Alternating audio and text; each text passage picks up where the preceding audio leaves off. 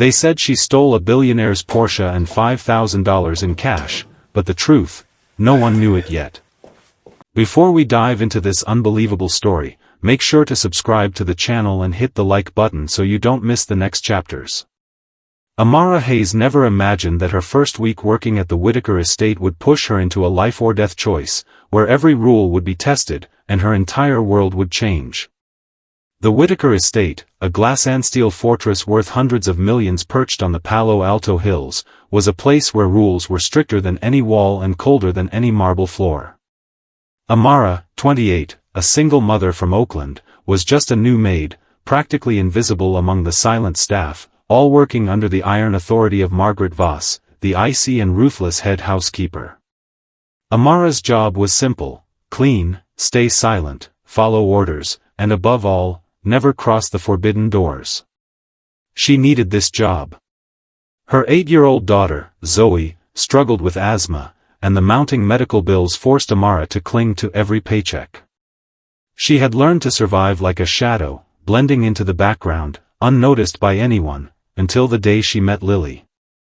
Lily Whitaker, the 9-year-old daughter of Ethan Whitaker, the tech billionaire and founder of NextGen Solutions, suffered from sickle cell disease, a condition that made her fragile, far more than anyone on the estate seemed to realize. She spent most of her days inside her glass-walled room, sketching flowers, skies, and dreams her father was too busy to ever see. From the very first day, Amara noticed something different about her: the quiet exhaustion, the shortness of breath, the paler skin each morning. Even though she had been told to keep her distance, Amara couldn't help but care. Slowly, an unspoken bond formed between them. Whenever Amara brought fresh flowers to Lily's table, the girl's faint smile would appear, fragile but warm enough to pierce Amara's heart. It reminded her of Zoe, the late-night wheezing, the frantic rushes to the ER, the helpless terror of watching her child struggle for air. Those memories sat heavy in Amara's chest, and because of them, she couldn't just walk away. But this house was no place for compassion. Margaret had warned her from the start: do your job, Hayes. Nothing more. Don't overstep. And Victor Reyes, the estate's rigid security chief and a former Marine, monitored everything through dozens of AI-powered cameras. He had already reprimanded Amara once for lingering in unauthorized areas. In this house, every step was tracked, every breath recorded. And Ethan Whitaker, the man who owned it all, was never there to see any of it. On the fourth day, that quiet bond was tested. Amara walked into Lily's room carrying fresh linens and froze. The little girl was curled up on the sofa, her sketchbook on the floor, her face pale as chalk. Amara rushed forward, placing her hand on Lily's forehead. It was burning hot. The girl's breathing was shallow and uneven, a weak whimper escaping her lips like a knife twisting inside Amara's chest. Panic flooded her veins as she sprinted to the estate's medical station, only to find the door locked and the nurse nowhere in sight. Desperate, she called Margaret. Lily needs a doctor, now. But Margaret didn't even look up from her tablet. File a report, she said coolly. We'll handle it according to protocol. Protocol. As if Lily's life could wait for paperwork. Amara ran back to the girl's room, pressed the emergency button on the wall, and waited for help. Instead, Victor's voice cut through the intercom, cold and commanding: Hayes, stand down. Do not act without authorization. Those words froze the air around her. She looked down at Lily, the child's small hand growing colder in hers, and for a moment, time stopped. In her mind, she saw Zoe again, the fear in her daughter's wide eyes during an asthma attack, the shrill siren of an ambulance in the middle of the night, the way it felt to almost lose her. Amara's heart pounded wildly, her breath ragged. She knew waiting wasn't an option. But she also knew that if she acted, everything would collapse: her job, her stability, her future, and Zoe's treatment. Logic told her to stay put. Her heart screamed to move. And then Lily opened her eyes, whispering so faintly Amara barely heard it, "Don't leave me." 3 quiet words. Enough to shatter every rule. Amara shot to her feet, her body moving before her mind could catch up. She remembered a tiny magnetic keycard she had spotted 2 days earlier in a supply closet, labeled Private Office Access. Ethan Whitaker's office, the forbidden room. Inside, she knew she would find what she needed, access to the garage, maybe more. Her hands trembled as she slipped into the closet, grabbed the key, and hurried down the west corridor, praying Margaret wouldn't cross her path. The door unlocked with a soft click. Inside, the office was quiet, dimly lit, smelling faintly of leather and cedar. On the sleek black desk, a Porsche key fob glimmered under the light, resting beside an envelope stuffed with cash. Amara hesitated for the briefest second, her mother's voice whispering in the back of her mind, "Don't do this, Amara, don't break the rules."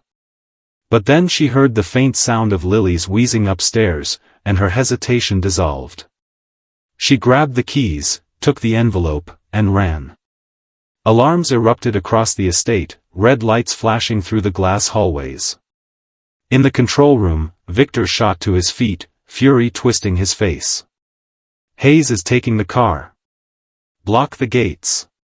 Margaret stormed in behind him, her voice sharp with rage. "She's finished here. Don't let her leave."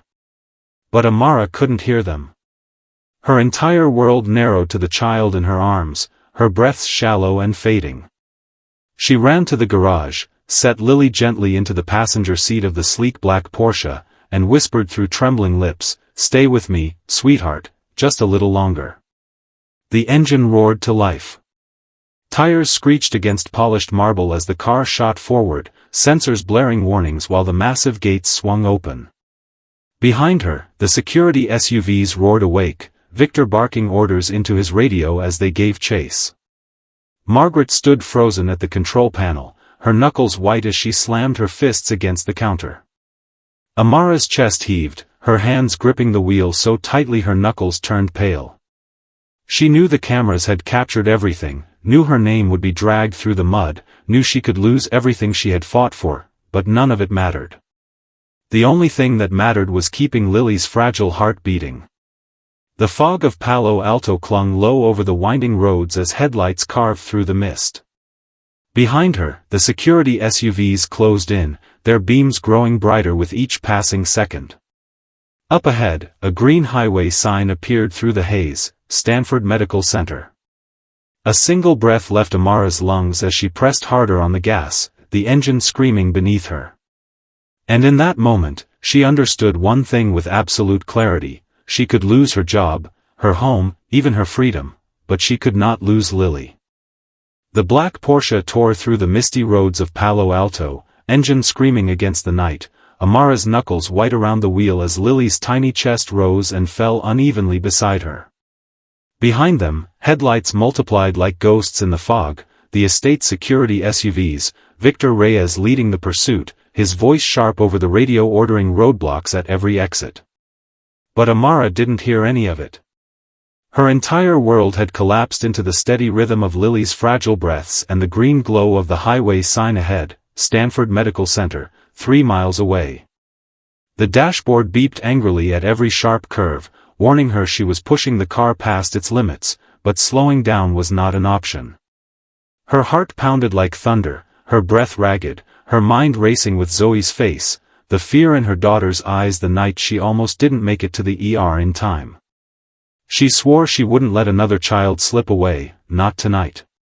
The fog thickened as she hit the freeway, tires hissing over slick asphalt, streetlights smearing into streaks of gold against her wet windshield. Behind her, the SUVs closed in, their sirens cutting through the night, Victor shouting commands to intercept before she reached the hospital. He saw this as betrayal, she saw it as survival. Lily's soft whimper jolted Amara back to the present, and she reached over with one hand, gently brushing damp hair from the girl's face. "Hold on, baby," she whispered, tears blurring her vision. "Just a little longer." Then Lily's small hand went limp. A cold dread seized Amara's chest as she pressed harder on the accelerator, the Porsche leaping forward with a roar, chasing the faint promise of salvation ahead. When the illuminated Red Cross of Stanford Medical Center finally came into view, Amara swerved hard into the ER drop-off lane, brakes screeching, tires burning against pavement. She jumped out, yanked open the passenger door, and scooped Lily into her arms, running through the sliding glass doors barefoot, her flats left behind in the rush. Inside, the blinding white lights and antiseptic air hit her like a tidal wave, but she didn't slow down. "Help us," she cried out, voice cracking. Nurses turned instantly, gurneys rolled forward, and within seconds, a team surrounded Lily, taking her from Amara's trembling arms, hooking tubes, shouting vitals, rushing the child through double doors toward the trauma bay. Amara staggered against the wall, chest heaving, every muscle shaking from the sprint and the weight of terror. For the first time since this began, she allowed herself one shaky breath of hope, but it didn't last. Security stormed in through the entrance like a flood, Victor Reyes at the center, his face red, jaw clenched, uniform shirt damp from the chase. He pointed at her with a gloved hand, voice like steel, "Hayes. Hands up. Now." Amara froze, confusion flashing across her tear-streaked face. "I saved her," she stammered, but her words were swallowed by chaos as two guards grabbed her arms and slammed cold cuffs around her wrists. The clink of steel echoed louder than the hospital alarms. People stopped to stare, patients, nurses, strangers, all watching a woman who had just carried a dying child being treated like a criminal. Margaret Voss appeared seconds later, heels clicking across the tiles, her expression twisted with triumph masked as authority. "She stole Mr. Whitaker's Porsche," Margaret said sharply to the officers. "And cash. And she endangered his daughter's life." The words cut like blades, and Amara's breath caught in her throat. She opened her mouth to speak, but nothing came out. For a moment, her entire body went numb. In the trauma bay beyond the glass, monitors beeped frantically as doctors fought to stabilize Lily, their voices overlapping in a storm of medical commands.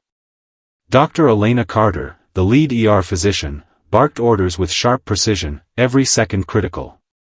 When she emerged briefly to assess Amara, her face was pale but determined. "Who brought her in?" she asked sharply. "I did," Amara whispered. Dr. Carter's eyes softened for just a fraction of a second before narrowing at Victor. "This woman just saved that child's life," she said flatly. Without immediate intervention, Lily Whitaker would have been dead in 10 minutes. But Victor, jaw tight, didn't flinch. "That doesn't change the fact she stole Mr. Whitaker's property and violated federal protocols," he shot back, pulling Amara closer to the wall. Dr. Carter glared at him, furious but powerless. The doctors had a life to save, and there was no time for arguments. Across the country in New York, Ethan Whitaker's phone buzzed violently as alerts poured in from the estate's AI security network, staff updates, and, worse, social media. Trending headlines flashed on his screen: Oakland Maid steals billionaire's Porsche, and kidnap attempt at Whitaker estate. Ethan was in the middle of closing a multi-billion-dollar merger when Dr. Carter's video call came through. He stepped into a quiet hallway, expecting bad news, but nothing could prepare him for the words, "Mr. Whitaker, your daughter suffered a severe sickle cell crisis tonight. She's stable for now, but she wouldn't have made it without Amara Hayes." Ethan's face drained of color, his hand gripping the phone so tightly his knuckles went white. He barely registered the sounds of Manhattan traffic below. For a moment, the empire he built, the meetings, the mergers, the endless deals, meant nothing. "Where is she now?" he demanded. "In custody," Dr. Carter said bitterly.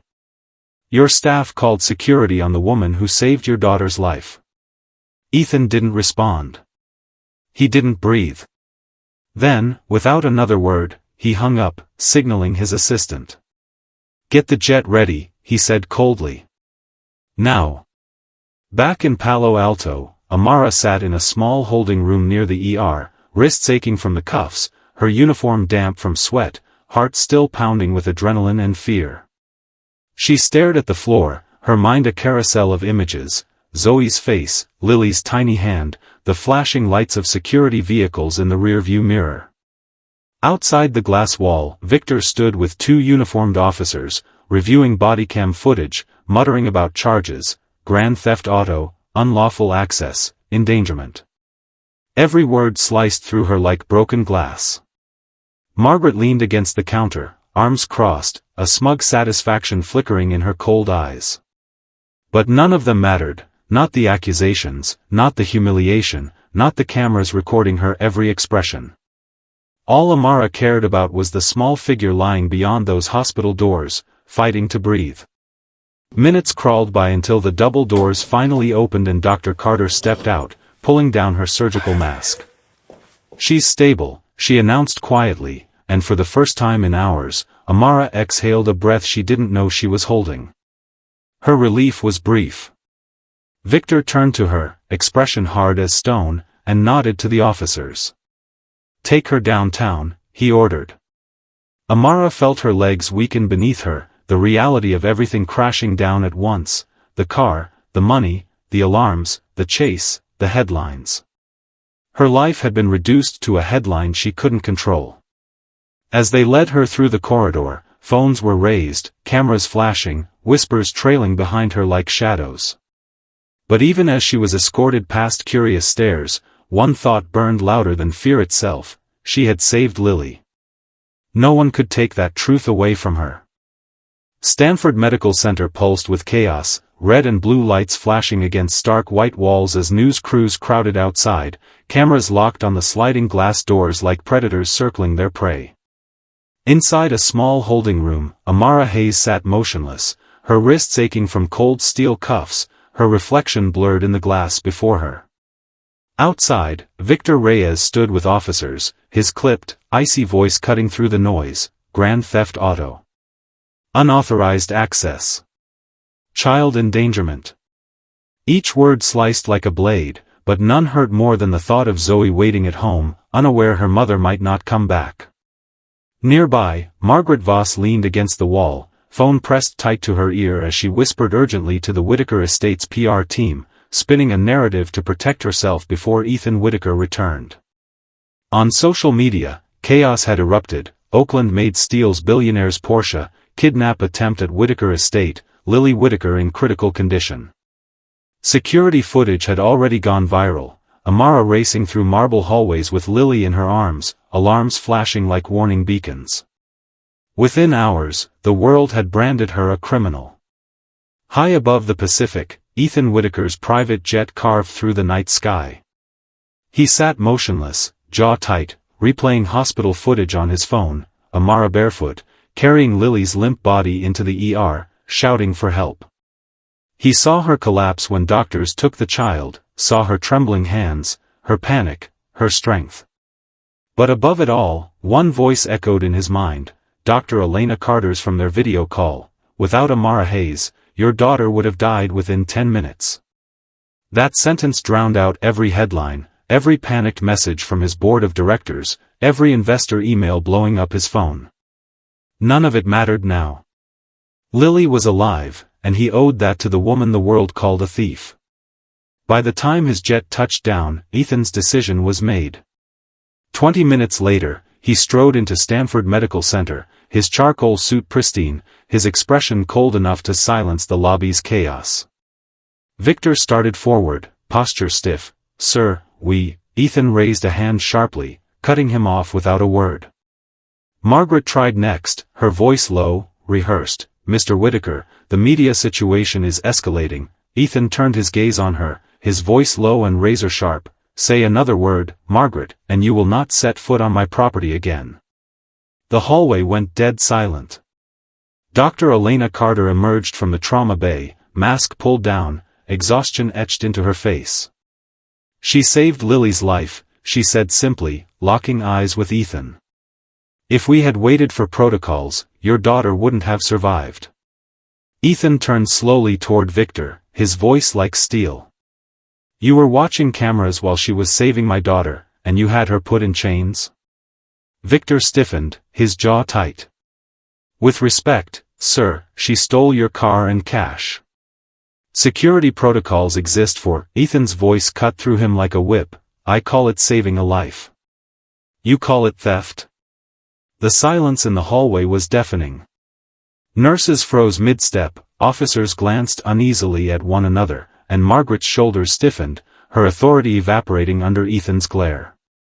Through the glass wall, Amara sat hunched forward, her face pale, her hands clasped in her lap.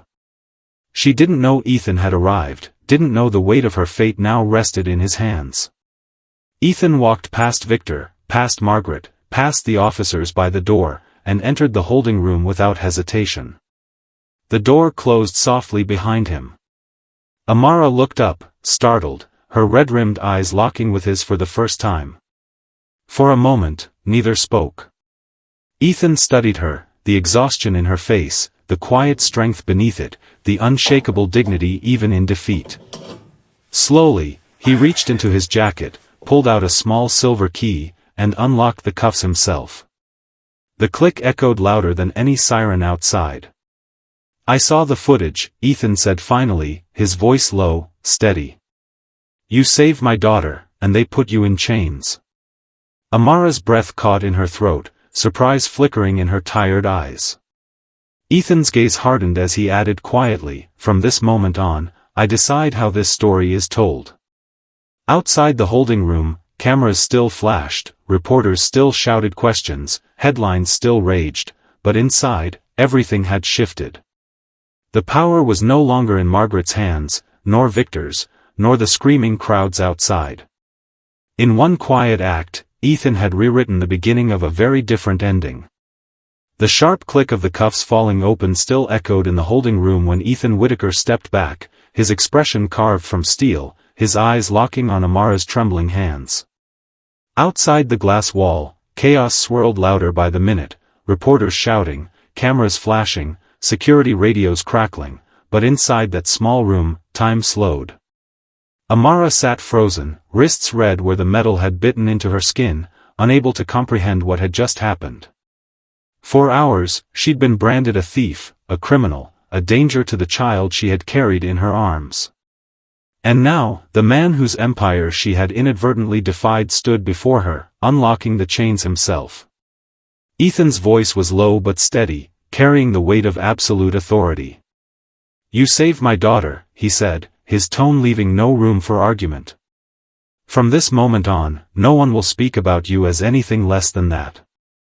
Amara's lips parted as if to respond, but no words came. Her chest rose and fell in shallow breaths, tears pricking her eyes, a mixture of relief and disbelief washing over her in waves. Outside, the hospital lobby was a war zone of flashing lights and distorted narratives. Dozens of microphones lined the entrance as reporters barked rapid-fire questions. Mr. Whittaker, is it true your maid attempted to kidnap Lily? Is the Porsche theft part of a larger security breach? Will you be pressing charges? Social feeds exploded with conflicting headlines, videos spliced out of context painting Amara as either a hero or a criminal. #Whittaker crisis trended worldwide, and a 30-second clip of Amara running barefoot into the ER with Lily in her arms hit 3 million views within an hour. But none of the noise mattered when Ethan opened the door to the holding room and stepped into the hallway, Amara walking silently at his side. The corridor froze. Security officers stiffened, nurses stopped mid-stride, and Margaret Voss straightened immediately, clinging to her authority like a lifeline. Mr. Whittaker, she began carefully, we need to discuss legal optics before you. Ethan's gaze snapped to her, cold and unyielding. Margaret, you will speak only when spoken to.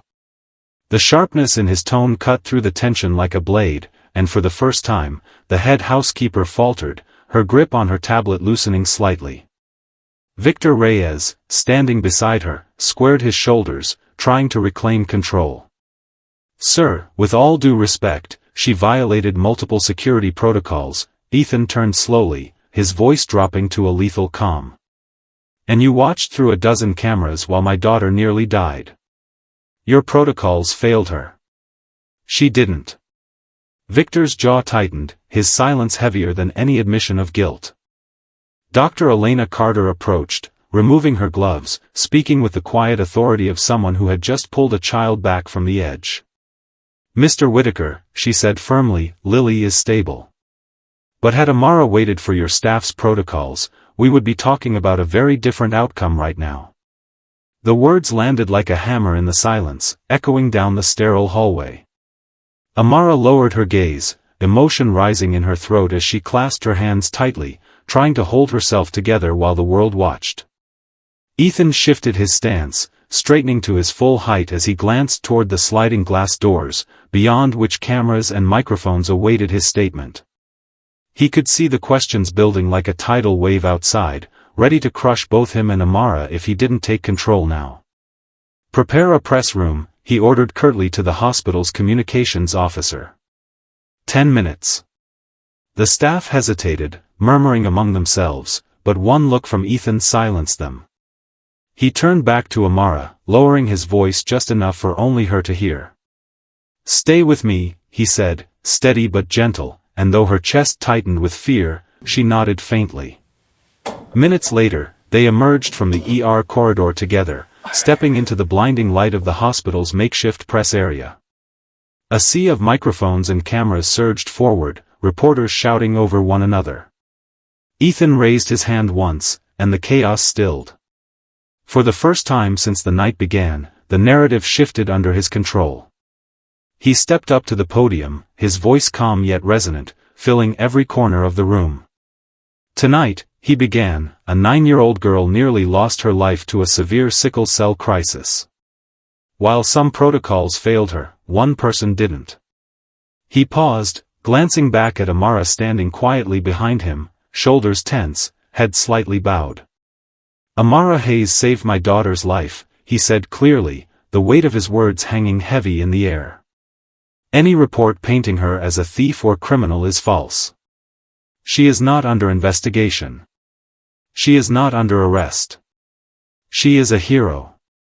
The room erupted, reporters shouting fresh questions, the story turning in real time. Social media notifications buzzed across devices as clips of Ethan's statement spread like wildfire. #Amara Hayes Hero began trending, replacing the earlier accusations, and even news outlets that had smeared her image started pulling back their coverage.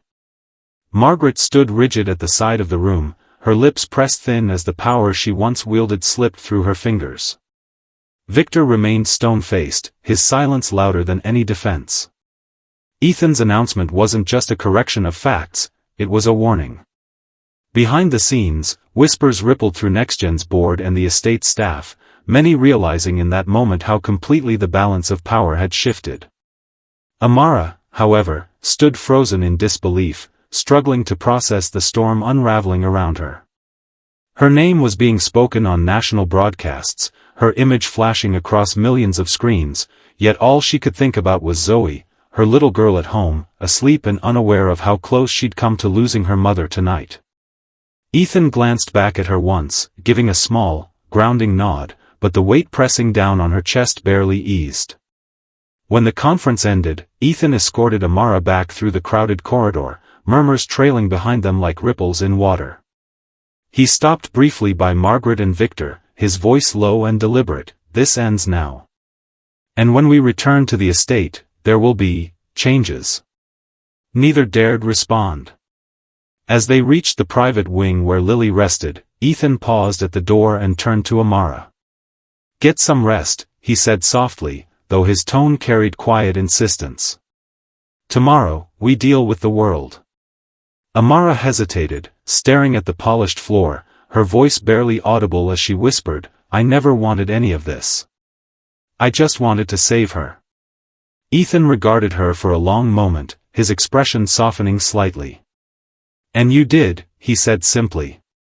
Outside, the media frenzy grew louder, headlines evolving by the second, the public divided between outrage and awe. Inside, in the quiet just beyond the chaos, Amara leaned against the cool wall, breath trembling, her mind swirling with uncertainty. The cuffs were gone, but her life had already changed forever. And though the truth had begun to emerge tonight, the storm was far from over.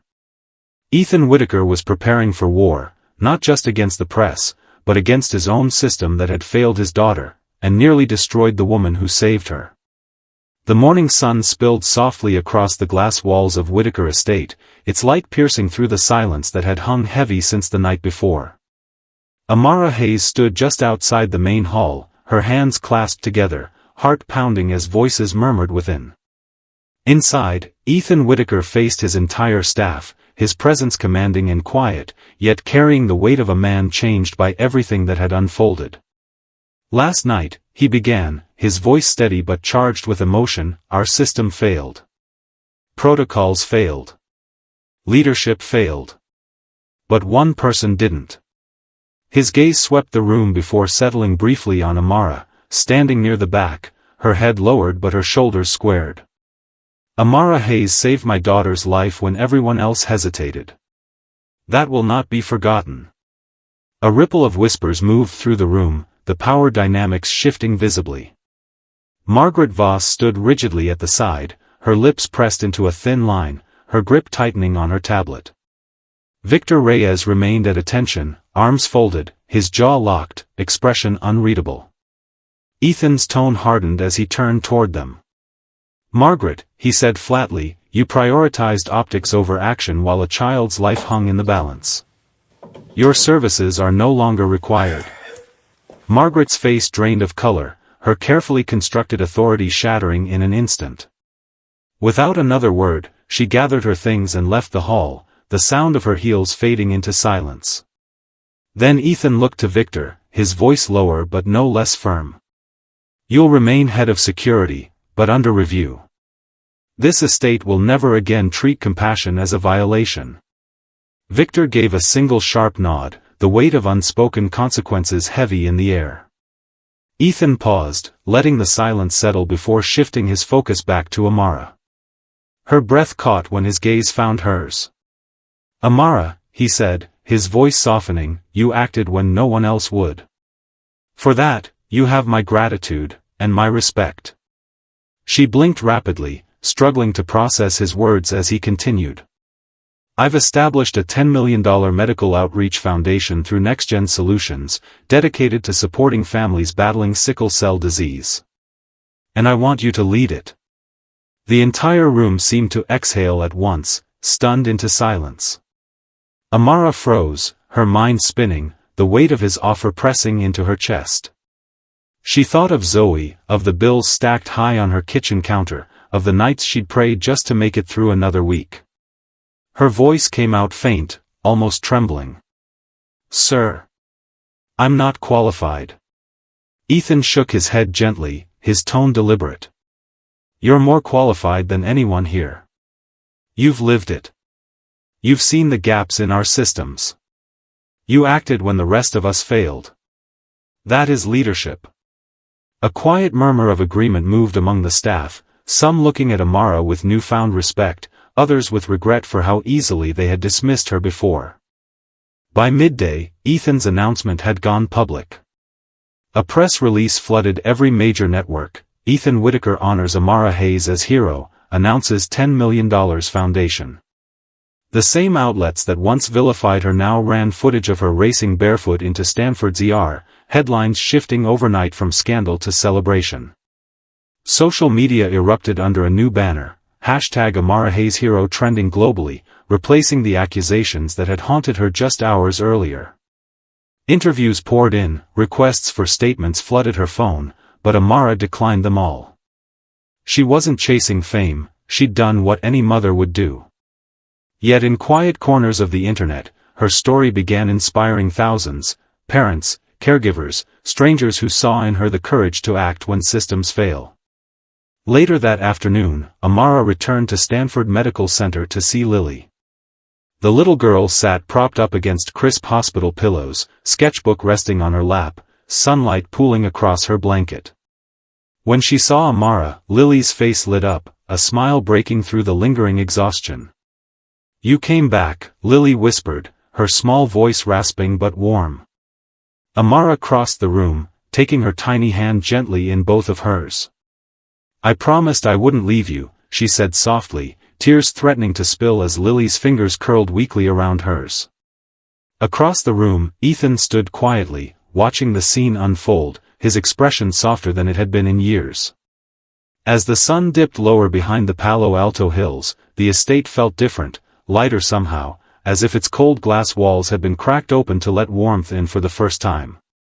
Staff moved through the halls with hushed voices, glancing at Amara not as the invisible maid she had been, but as someone whose actions had redefined what this household stood for. For years, Whitaker Estate had been a fortress of rules, hierarchy, and control, but that era had ended the moment Amara chose compassion over fear. That evening, as Amara walked the quiet garden paths behind the estate, Zoe's small voice filled her mind. Her daughter's future no longer felt precarious. Doors she'd never imagined were opening now, not because she wanted them, but because she'd done the right thing when it mattered most.